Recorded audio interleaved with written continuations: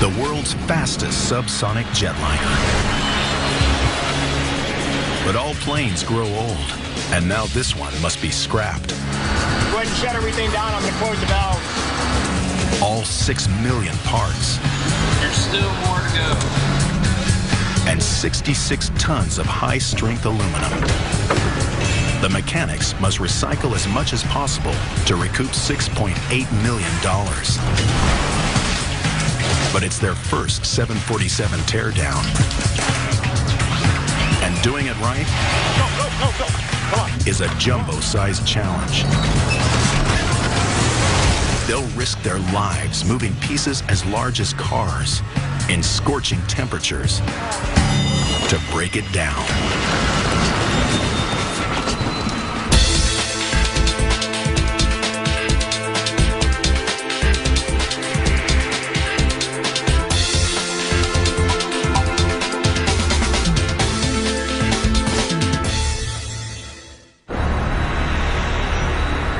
This 747 Jumbo is on its last flight. It's an old player in the game of air travel, and now it must retire. Time for one final touchdown. Over the past 24 years, this plane has flown enough to circle the world 1,200 times. Now, it's arrived at a desert tarmac in Goodyear, Arizona. This is the home of Aero Turbine, a company that specializes in all things aircraft. Let's go ahead and prep these. Roger Hodges is the maintenance manager. Usually he repairs aircraft, but this one is different for one good reason. It's worth more dead than alive. So basically, This 747 is now beyond repair. It's old and too expensive to maintain. But rather than trash it, Roger will make sure it's carefully pulled apart, piece by piece. Just like cars or anything else aren't going to last forever. There's still many parts within the airframe and engines that are worth sending to overhaul. 30% of this airplane will be utilized in future 747s.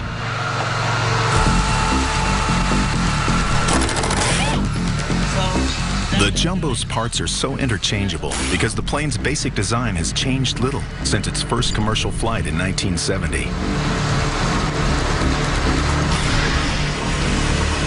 Back then, it took several hundred people and 4 months to make a plane. Now, just a handful of mechanics will attempt to tear one apart in only 12 weeks.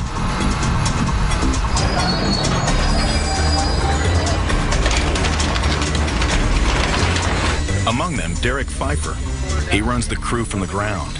We'll get in there with a ratchet and a socket and get them out. Lyle Bonebrake is in charge of snakes on this plane.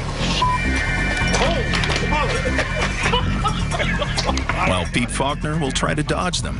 That was good. That was Jesus. All are experts in their own right. Only one problem. None of them have ever pulled apart an aircraft this big.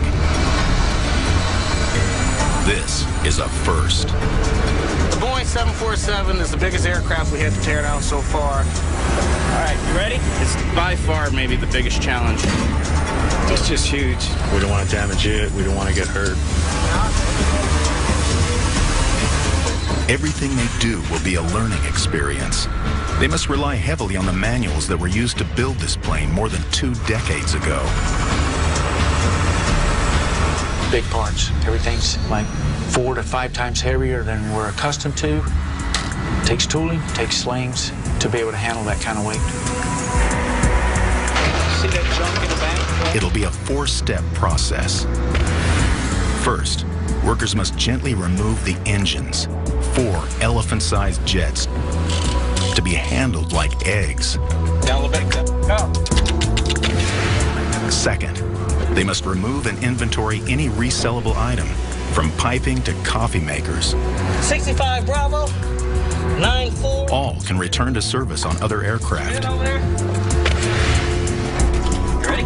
Third, they must extract hazardous material like depleted uranium and take it to a safe location.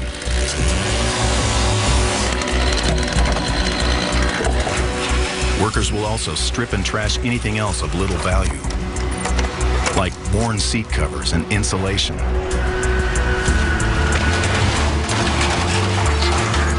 Finally, they must crush the remaining metal so it can be melted into solid bars of aluminum. And from there, made into other objects like electronics, hardware, even furniture.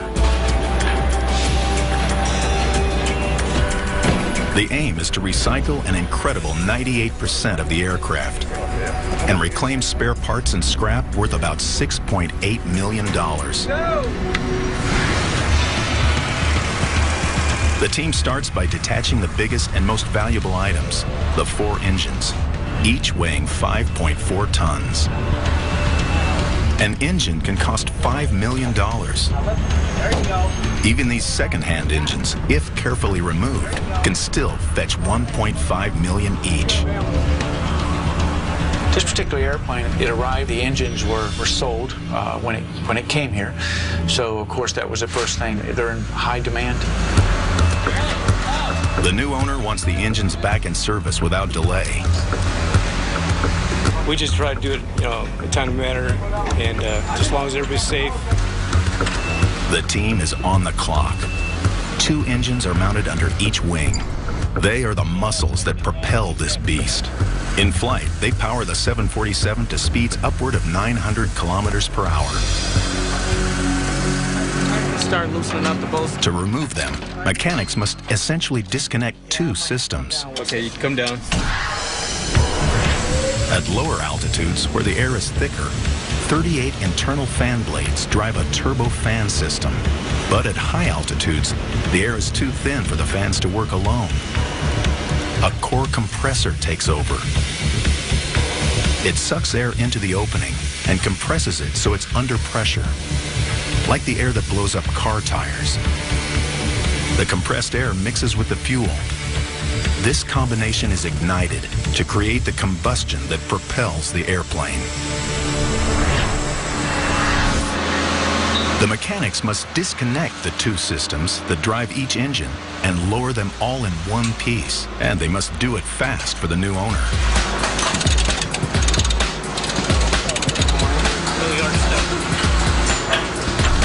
They clip 16 electrical connectors, detach 3 hydraulic lines, 10 forward, thank you. cap the main fuel supply, and undo 375 fasteners.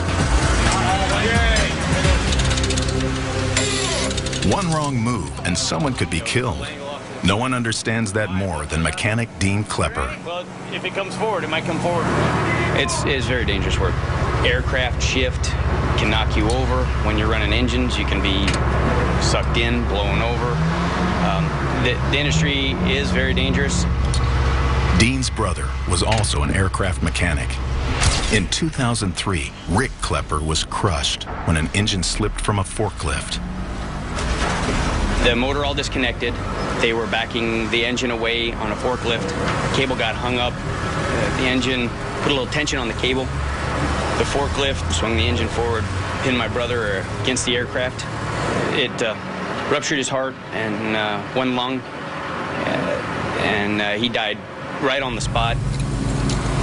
Dean keeps a picture of Rick on the back of his ID badge, a close reminder for everyone to watch their step.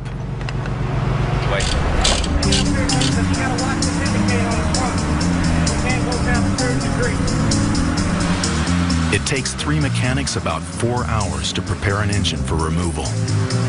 So hold on. Power. Loosen up a little bit. They hook up the hoist kit to support the first engine. Howard, I'm going to pull down a little bit, all right? So hold on. Howard. A slip with a 5.4-ton engine could be catastrophic. Loosen up a little bit. Down the front. Yeah. Check the indicator. Yeah. And they have 4 of these giants to get down. So we can come up even. Getting a 747's engine safely to the ground requires a team effort. Howard, I'm going to pull down a little bit, all right? All right, Howard. That'll work. All right, now hold up. 44? That's about good. Come down a little bit. The mouth of each engine yawns nearly 3 meters across. These engines weigh like 11,500 pounds.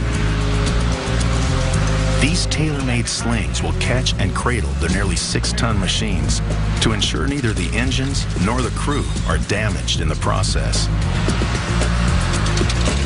We want the chain falls even, so when we get ready to come down with the engine will try to swing on us.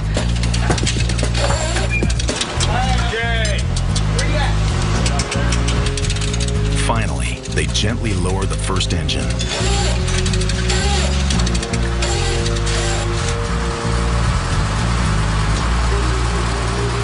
It takes a week for the mechanics to remove all the engines, but it's well worth it. The 4 engines will deliver a total of $6 million. But the job doesn't end here.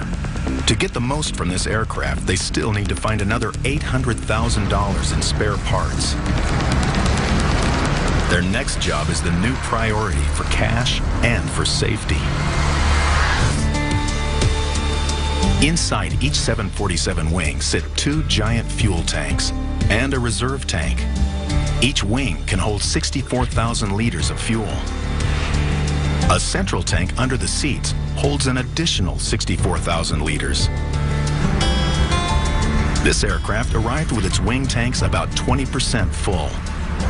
They must be emptied now so the tanks have time to dry out.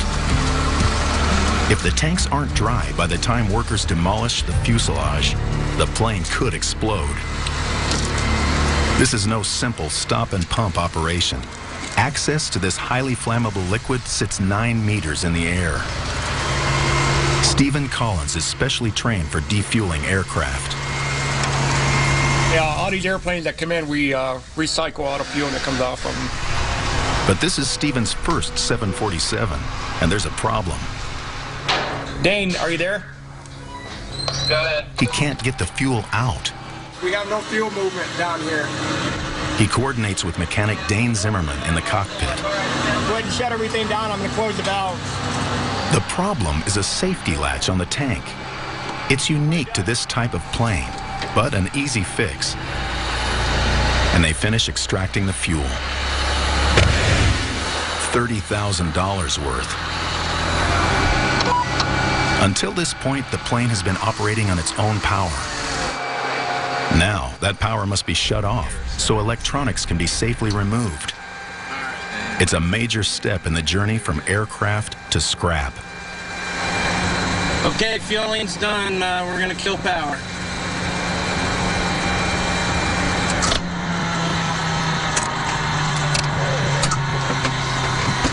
Get my tools, pull out these instruments. No power means no air conditioning for the crew working in the confined spaces of the aircraft's innards. Dane must remove more than 100 cockpit instruments. They're extremely fragile and must be taken out early on to reduce the chance of accidental damage. But now the temperature rises for every minute he's in the cabin. This is the 22nd day this summer. The mercury will hit 110 degrees or more. Teardowns normally take place in the hangar, but this jumbo is too jumbo to fit through the hangar doors. That's double the number of super hot days Phoenix usually has. The plane must stay out, and the crew must work in the heat. Outside, mechanics start to unscrew, unhook, and unfasten this 747 piece by piece.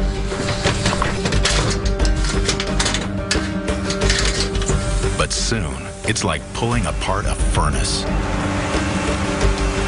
Take the airplane apart outside, this heat is draining and just is draining us. To beat the sun, the crew arrives at 5 a.m. But there's little relief, even at this hour. And the thermometer already reads 99.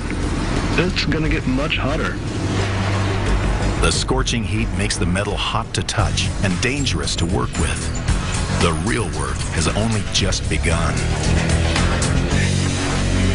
A little bit of oil. This 747 bakes in the Arizona sun. The cabin becomes an oven. Dane Zimmerman keeps sweating to remove this old jumbo's cockpit gauges. But Dane's job is an important part of recycling this aircraft. Most, if not all, of these gauges will be recalibrated and sold. They'll still work on newer 747s and other aircraft. On the second-hand market, they'll fetch around $75,000. Those cockpit instruments sit in a location unique among aircraft, the second story. The 747 is the only passenger plane to have one. The aircraft can hold 175 cubic meters of cargo, or with seats, 452 passengers. In the 1970s, Boeing took the marketing of this spacious interior to new heights.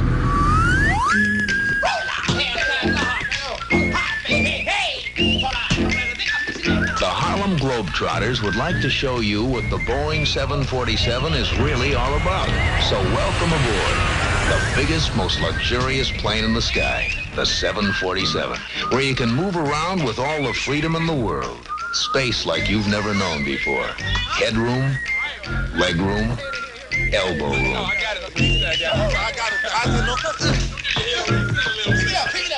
A plane with an upstairs captured the public imagination. You'll have a ball. A lounge for first-class passengers. Getting people together. And, of course, home to the highest cockpit mechanic Dane Zimmerman has ever tackled. The cockpit instruments are easy to reach. They are like the eyes and ears of the aircraft. But unhooking the brains of this plane presents more of a challenge. They sit below the cockpit, hidden in a 1x4 meter closet behind the nose and just below the first floor. This is the avionics bay. Avionics means aviation electronics. Fuel systems, flight controls, and communications instruments all run out of this small room. This is Dane's specialty. Every box in here pretty much controls this aircraft from start to finish. The pilots like to think they do, but it's really these boxes.